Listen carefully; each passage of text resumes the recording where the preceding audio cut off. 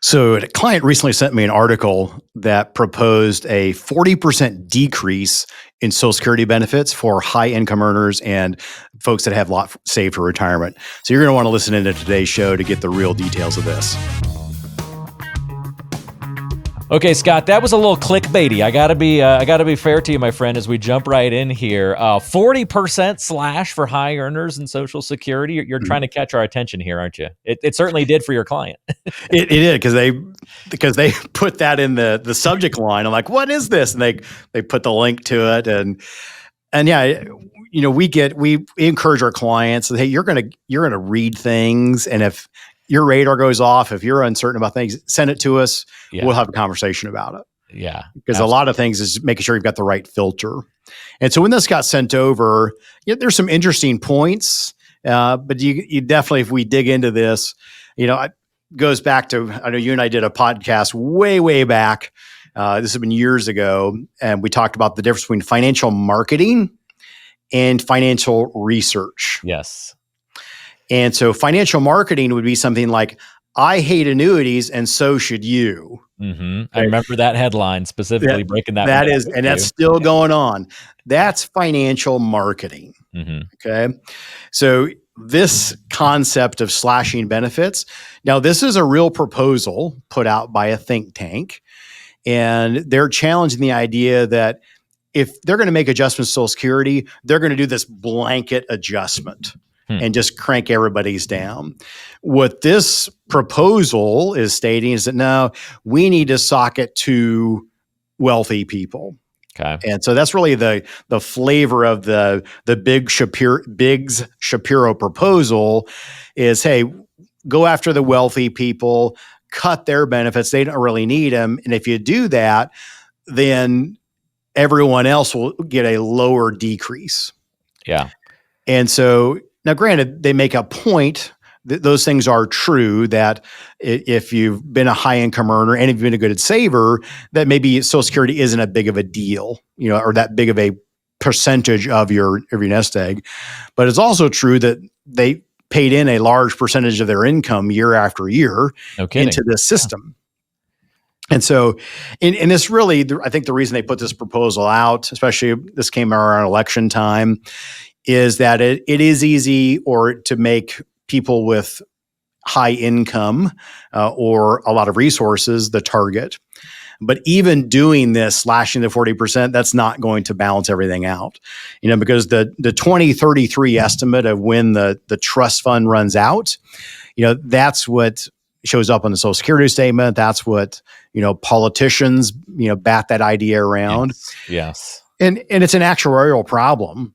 When the system got started, Social Security system, 45 people paid into the system and one person took benefits out. Right now, it's about 3-1. Big difference. Big difference. And we've got a declining birth rate. So we have fewer and fewer people. And we're at this peak 65, which we've talked about before. We've got a massive amount of people turning 65, and they're getting on potentially Medicare. And they were able to take Social Security at 62, but if they're retiring to 65, they may be activating those benefits. Yeah. So it is clickbaity. It does get people's attention. I wanted to talk about it from the perspective of, I think there are things that need to be done to shore up the Social Security system. Do I think that politicians have the backbone to do it? I don't really think they do, because we've been kicking this can down the road. I've been doing this since 2001. The only thing that's been changed to that system is more means testing. So IRMA surcharges to your Medicare Part B and Part D. That's just a premium because you make a certain amount of money.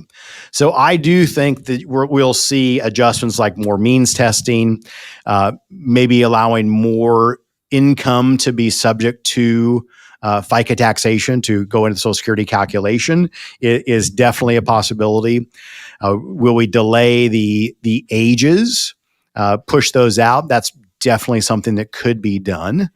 But I think it all comes down to making some difficult decisions from a policy standpoint to either tax people more, make people work longer is kind of what it all balances out to be. And again, I'm not saying that that's my idea or that I think that should happen.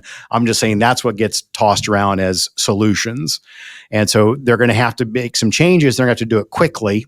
Does that mean that people are getting Social Security aren't going to get it now? I don't believe that's the case. Are we going to see a massive reduction in benefits? I'll believe that when I see it. But again, right now, I don't know that there's any real world things that I see being pushed that really solve the problem. It's interesting because something's definitely in the water, right? Because I've seen multiple proposals over the last couple of months all about this Social Security problem, and they're coming from all different sources. A congressman proposed something recently about increasing the ages, as you mentioned. This is from kind of the think tank side of things. So all of these interesting proposals from different angles are coming in. So they're kind of testing the water, seeing what the reactions are. This is like throwing the spaghetti at the wall and seeing what sticks, I think. But I agree with you that it's probably going to be this death by 1,000 cuts thing where it just keeps getting tinkered in every different angle, and without you really noticing one big swath change, you'll still see those benefits come down in a similar way that maybe a big swath change would do.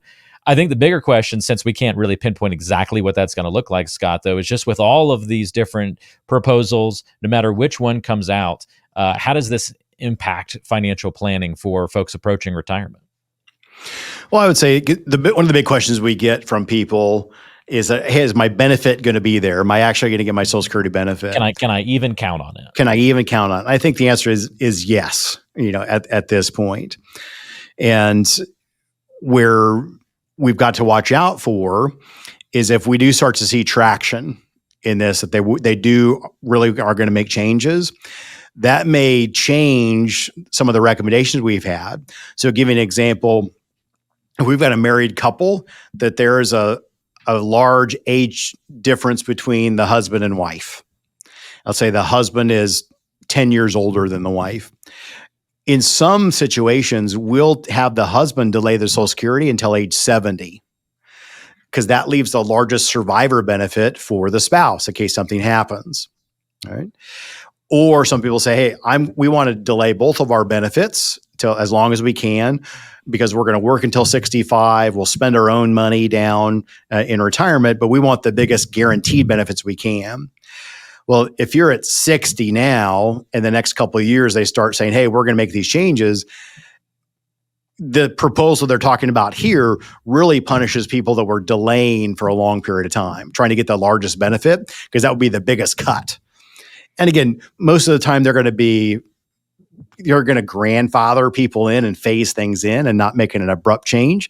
Not saying they couldn't do something different, a definite possibility. But I would say this is something that, just like should you take Social Security, for our clients is a year-by-year discussion. And if right now the idea is to delay that Social Security till a later date, and let's say you've got 7, 8, 10 years before you take Social Security, put that on the radar, and every year that needs to be discussed in light of current regulations, legislative risk, basically, things that they would put into place that may reduce that benefit, because that will definitely change the consumption of your own assets. So if you're getting a 40% reduced Social Security benefit and you need X amount of dollars and your Social Security benefit is going to be this much less, well, you're going to have to increase your consumption of your other assets. And what does that do to your overall plan? Does it hinder it to a point where you've got to make some real major adjustments? Is your retirement journey truly tailored to your needs? In his book, Exceptional Retirement: Tools and Strategies for Retiring on Your Own Terms, Scott Dugan addresses the crucial questions all retirees ask. Discover the power of a clear financial decision-making process that can prevent major retirement mistakes and unlock exceptional opportunities. In the book, Scott outlines 4 essential questions that guide retirees toward successful outcomes. Don't miss out on key insights that could define your future. Available now on Amazon. Click the link in the description of this episode to get your copy of Exceptional Retirement. Got to look and see where those moving parts there are and what that ripple effect is from any changes that come down the pike. So it sounds like action items today, Scott, are mostly just keep your ears open and your eyes open and stay tuned into some of the changes that are being talked about with Social Security. Make sure you're communicating about that material with your advisor. And also, I kind of take a lesson away from this, Scott, is that it's okay to be that client that emailed you this headline and said, hey, what's the deal? And seek that education. You should have that kind of relationship too, where you can bring the things that you see and consume and read about and address those concerns and have that open dialogue. That's helpful, I think. Absolutely. Because in today's world, things can look so legitimate. Yeah. And put together, so well, a compelling argument that, you got to be careful. And that's what we're here for. Our job as advisors is to give people a framework to make better decisions. And those decisions are in their best interest. And that's what we do for a living. So we manage money, we do tax money, we do all those things. But ultimately, we help clients make great decisions that are in their best interest. And if something is entering into their life, like this article, that's causing them some worry, that is a worthy discussion point with your advisor. Yeah. And 100%. We had a great conversation. We had a chuckle at the end.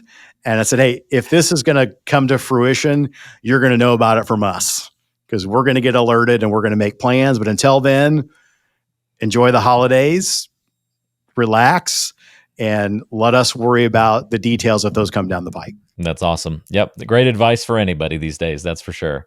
Well, hey, thanks for joining us on today's episode. If you want to talk about ways that you can better plan for Social Security as your overall financial plan, if you haven't been keeping up to date with some of the changes and the proposals or don't really know how to elect Social Security, I mean, that's one of the big questions in retirement planning. When do I take it? How do I take it?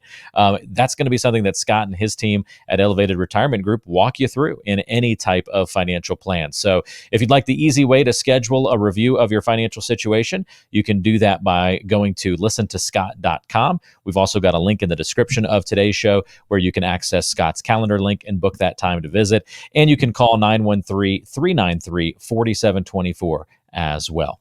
Scott, thanks for the help today. Look forward to next time. We'll do it. We'll see you next time on Your Retirement Elevated. Thanks for joining us.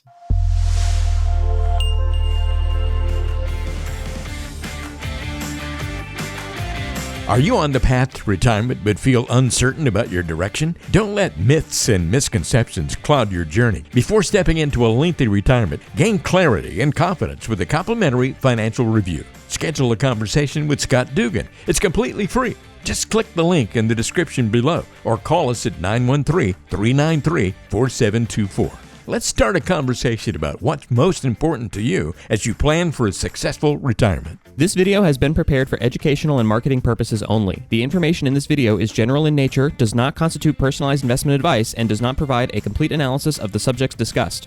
All investments involve risk, and different types of investments involve varying degrees of risk. There can be no assurance that any specific investment strategy will be profitable or suitable to you. Additionally, although information presented in this video is believed to be factual and up to date, we do not guarantee its accuracy. You should consult an attorney or tax professional regarding your specific legal or tax situation and should consult a professional advisor before implementing any of the strategies mentioned in this video. Investment advisory services are offered through Elevated Capital Advisors LLC, an SEC-registered investment advisor affiliated with Elevated Retirement Group LLC. Registration as an investment advisor does not constitute an endorsement of Elevated Capital Advisors LLC by securities regulators, nor does it indicate that the firm has attained a particular level of skill or ability. Insurance advice and products may be offered by a third-party insurance producer, which may be affiliated with Elevated Retirement Group LLC and Elevated Capital Advisors LLC. Walter Storholt and Third Wheel Media LLC receive compensation for their assistance in preparing and hosting this video.